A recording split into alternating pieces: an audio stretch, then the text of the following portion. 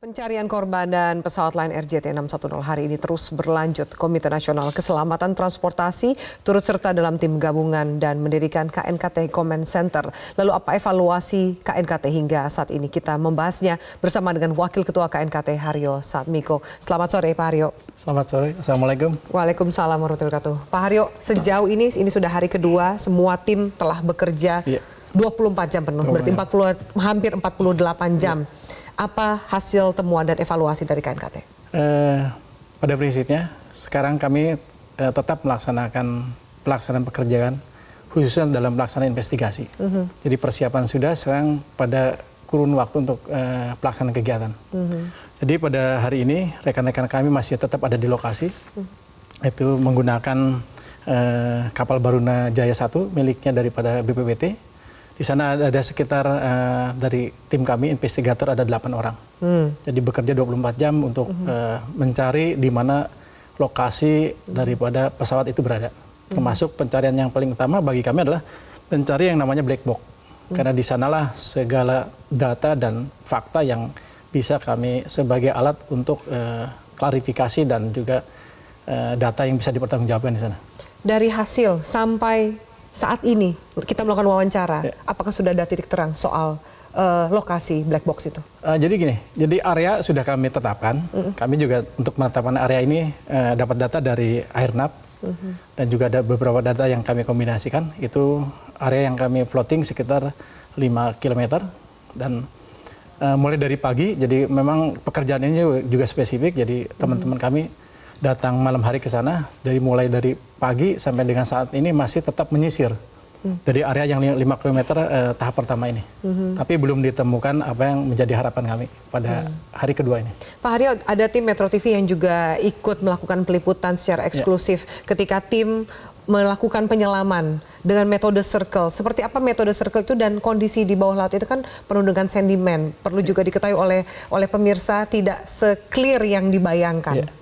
Jadi tahap pertama bagi kami ini masih pemetaan. Jadi kalau nanti sudah diketemukan badan pesawat beserta ini, baru kami akan melakukan penyelaman. Penyelaman kami koordinasi dengan teman-teman dari Basarnas. Jadi tim kami hanya menentukan titik di mana black box itu berada dan pesawat badan pesawat itu berada. Kalau investigator, 8 tim investigator ini sejauh ini bukti atau kemudian apa saja yang dibutuhkan? Apakah yang didapat ini cukup memuaskan hingga hari kedua ini? Hari kedua belum memuaskan. Jadi kami ada 2 alat yang digunakan. Pertama adalah istilahnya multi beam sonar dan kedua adalah ping locator. 2 alat ini sudah seharian dari mulai pagi sampai dengan saat ini masih tetap digunakan untuk menyisir area yang sekitar 5 km persegi tersebut. Pak, multibeam sonar dan juga ping locator sejauh ini menunjukkan apa dan sebenarnya bagaimana sih kerja dari kedua alat ini dalam menentukan titik black box? Ya, jadi black box itu kan ada yang namanya ULB. ULB itu dia memancarkan satu sinar. Nah, dengan ping locator ini dia akan berbentuk bisa menangkap bunyi daripada di mana lokasi itu berada. Nah ini karena kami punya 2 tadi, dua-duanya kiri kanan sudah kami sisir. Tetapi ada kami terus komunikasi dengan teman-teman yang ada di lokasi. Tadi ada harapan, tapi begitu didekati sinarnya bunyi itu hilang. Jadi yang kalau Anda katakan tadi ada harapan, berarti ada bunyi yang ditangkap. Ada bunyi yang ditangkap.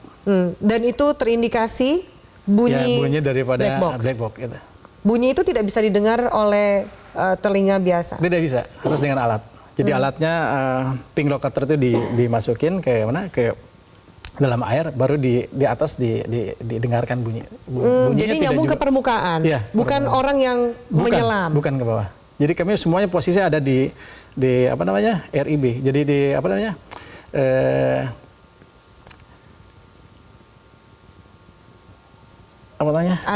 areanya dengan memakai semacam speedboat, jadi dari perahu karet yang kami gunakan. Oke, jadi perahu karet menurunkan alat itu, data yang ditangkap itu tetap dilihat oleh teman-teman yang ada di permukaan, di atas kapal. Di atas kapal tersebut. Oke, baik Pak Haryo, kita akan lanjutkan diskusi ini sesaat lagi. Pemirsa tetaplah bersama kami. Kami akan lanjutkan Breaking News Metro TV usai jeda berikut ini. Baik Pak Haryo, kita lanjutkan. Tadi kita membahas soal sudah ada informasi yang Anda dapatkan dari pihak Lion Air soal kejadian di penerbangan sebelumnya dari Denpasar menuju Jakarta. Itu juga sesuai dengan informasi yang beredar di masyarakat? Ini kan juga viral nih Pak, jadi Anda mungkin juga bisa mengklarifikasi sedikitnya soal apa yang beredar di media sosial. Jadi gini, yang dari media sosial, ini kan data yang tidak bisa dipertanggungjawabkan bersumber dari mana. Sedangkan kami meminta kepada Lion Air apa yang ada data yang di mana di masyarakat itu kami minta. Kami minta dan sumbernya jelas dari Lion Air. Nah, untuk data teknis sementara belum kami bisa sampaikan. Kami sesungguhnya sekarang baru collecting data tersebut nanti akan kami konfirmasi dengan apa yang ada dalam black box itu saja. Baru bisa keluar. Kalau sekarang kami belum bisa menyampaikan ke masyarakat. Oke, selain dari pihak Lion Air, pihak mana lagi data Anda coba menggali data primer? Dari AirNav. Dari AirNav. Termasuk percakapan dan antara kru dengan petugas ATC-nya sudah juga kami dapat. Dan juga kami masuk ke PT Lion Air-nya juga sendiri. Jadi kami juga sudah menggali informasi khususnya dengan para teknisi yang mengerjakan daripada permasalahan yang sebelumnya.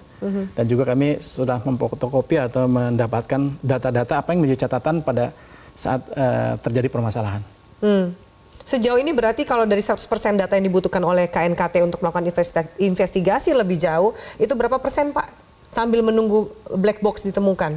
Ya kami akan mencari data sebanyak-banyaknya. Tapi parameternya ada di black box. Tetap tujuan utamanya adalah di black box. Itu yang paling bisa dipercaya. Kalau data dari masyarakat kan ini baru bersifat informasi saja. Pak, salah satu proses pencarian adalah juga dicari main wreckage atau kemudian potongan badan serpihan utama pesawat. Kalau dilihat dari proses 2 hari ini bisa terlihat nggak sih berapa lama lagi kalau penyisiran juga dilakukan, banyak teknologi yang terlibat di dalam sini gitu. Jadi pada prinsipnya kami KNKT bersama Basarnas terus berusaha. Usaha ini akan kami lakukan secara optimal ya. Nah, kami juga minta doanya karena usaha sudah kami laksanakan, ya kami juga masyarakat Indonesia doakan kami mudah-mudahan secepatnya bisa ketemu main raket daripada pesawat tersebut. Pak, ada tawaran dari banyak negara dari tragedi ini, Argentina, Amerika Serikat, Singapura, dan Malaysia. Sejauh ini ada yang sudah diterima untuk membantu proses pencarian evakuasi? Jadi begini, jadi ini memang konsekuensi dari notifikasi yang kami sampaikan. Jadi prosedur sesuai dengan Aneks 13 dan juga dalam Undang-Undang Nomor 1 tentang penerbangan. Jadi apabila terjadi kecelakaan pesawat, kami berhak untuk atau berkewajiban untuk menyampaikan pemberitahuan. Pertama adalah kepada pabrikasinya, kedua adalah yang mendesain daripada pesawat tersebut, ketiga kepada kru yang warga negara asing ataupun kepada para penumpang yang warga negara asing. Ini perlu kami sampaikan. Nah, dari notifikasi yang kami sampaikan kemarin pada tanggal 29, ini ada sekitar 5 negara yang menawarkan. Pertama memang datang dari Singapura yang paling dekat, kedua dari Malaysia, ketiga dari Argentina, terus juga Amerika, dan terakhir tadi sebelum kami ke sini datang dari Arab Saudi. Dari Arab Saudi.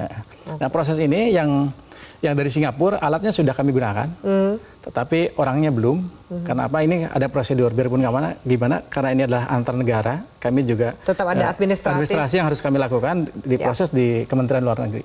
Pak Haryo, tidak ada yang menginginkan tragedi ini terjadi, tapi tetap harus ada pihak yang bertanggung jawab. Sejauh ini siapa pihak yang bisa dimintai pertanggungjawaban atas kecelakaan ini? Jadi begini, dalam prinsipnya dalam keselamatan transportasi kami punya investigasi punya 3 prinsip. Pertama adalah no blame, artinya tidak bisa menyalahkan. Kedua adalah no liability, tidak bisa juga untuk minta pertanggungjawaban. Dan yang ketiga adalah no judicial, artinya tidak bisa untuk pengadilan. Jadi ini adalah murni untuk rekomendasi agar kecelakaan dengan penyebab yang sama tidak terulang. Jadi dasarnya adalah kemanusiaan. Kemanusiaan untuk keselamatan transportasi. Jadi kalau ada keterangan tadi statement dari Ketua DPR mengatakan mungkin maskapai akan di-grounded karena kejadian ini, masih jauh dari itu? Bukan, itu ada di regulator, di Kementerian Perhubungan. Rekomendasinya dari KNKT? Bisa nanti bisa juga mungkin mencapai ke sana, tapi kami ini belum masih belum ke arah sana, masih melihat perkembangan terbaru dari hasil analisa, dan kami sebetulnya bisa saja, tapi bentuknya rekomendasi.